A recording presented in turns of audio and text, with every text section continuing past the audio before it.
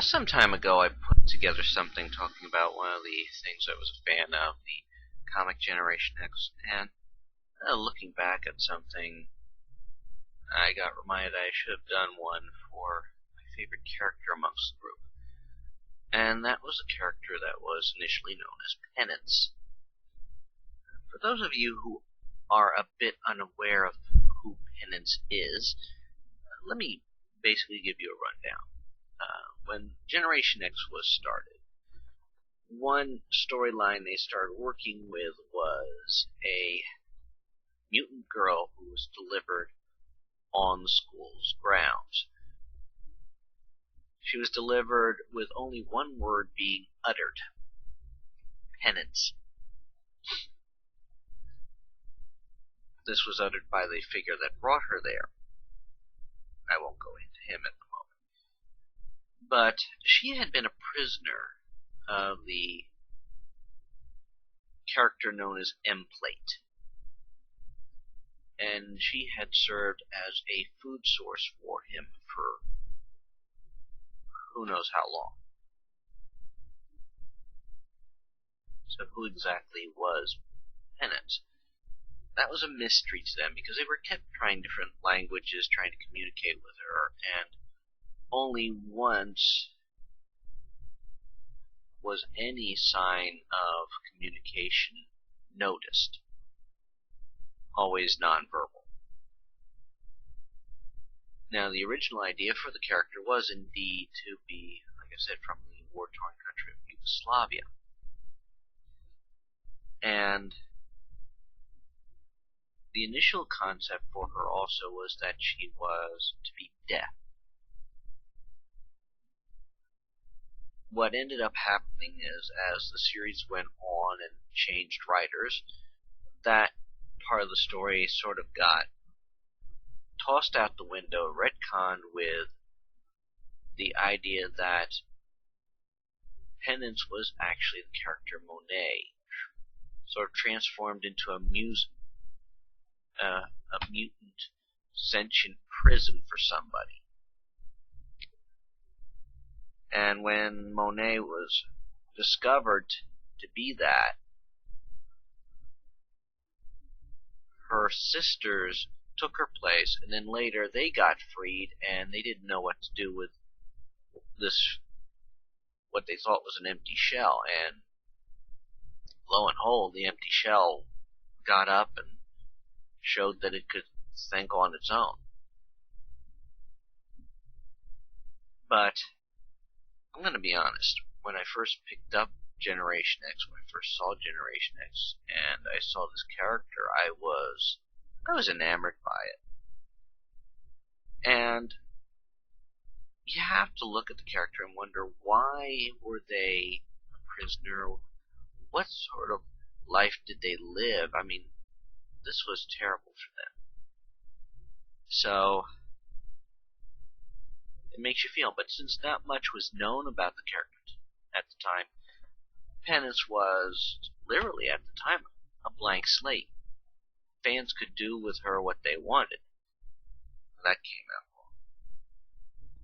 But they could develop a backstory for her, make her her own entity, and a lot of the true fans of Generation X and of Penance, that's what they believe her to be, her own character. Now, a couple years later, when Marvel did their Civil War storyline, they had their one character, Speedball, out of remorse for causing the incident that triggered the Civil War, he put on armor that had spikes on the inside, and he took on the persona of Penance. So to many fans, the one we know as Penance, this was we call him the fake, and of course the girl we know as Penance is the real one.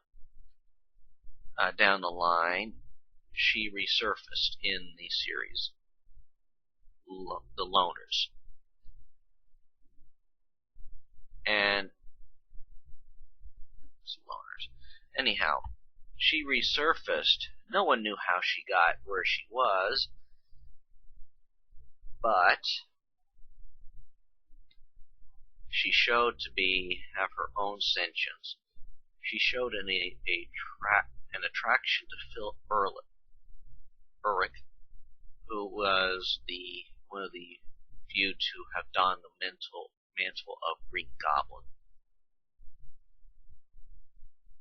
and actually showed attraction to him. So who knows, maybe she was attracted to the bad boys. Who knows what to say there. After that series ended, she later showed up at the Avengers Academy. Never really getting the spotlight there, but she was there. And it is a sign for the fandom that she is such a remembered character. Now, she's been an inspiration for me for many years. I mean, most of my Generation X fan fiction, it tends to focus on her relationship she has with the character I created to help bring her out of the shell in that series. And I think a lot of people who've read it actually love this couplet. They have to give it props that it gives her more character, shows her more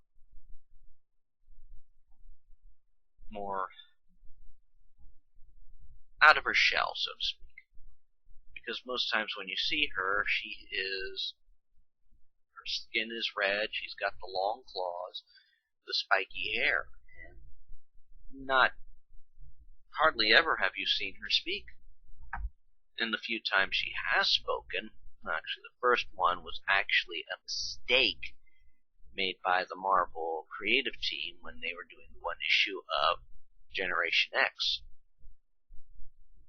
But after that, like you said, her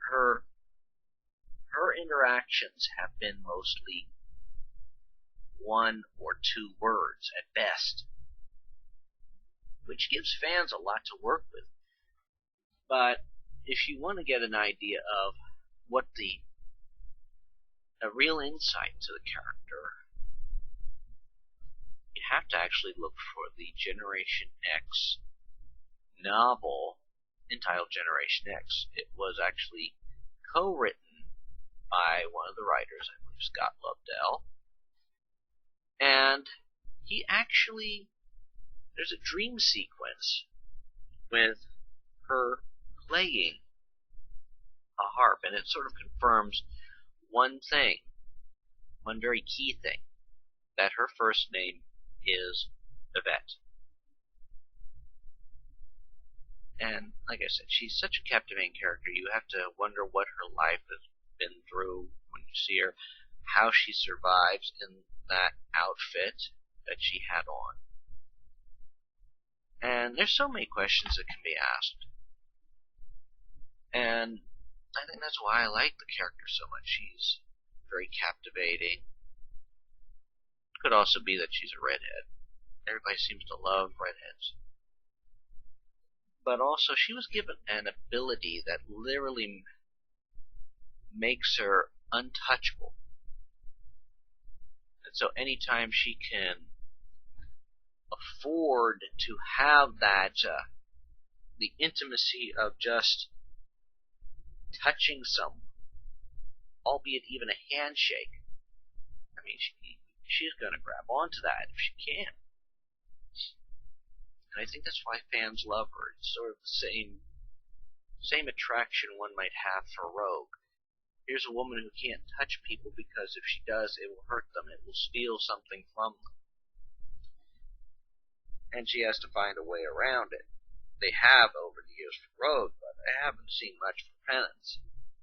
But then again, it just could be that she's fallen through the cracks. Well, there I've gone on about Penance, one of my favorite characters, and it was such an inspiration for ideas. Let me know what you think. Also, check out my other stuff. I have done advice for fan fiction, some promos for things that I've written. I'd appreciate it if you check things out, subscribe, and let me know what you thought of this. Okay? Have a good day.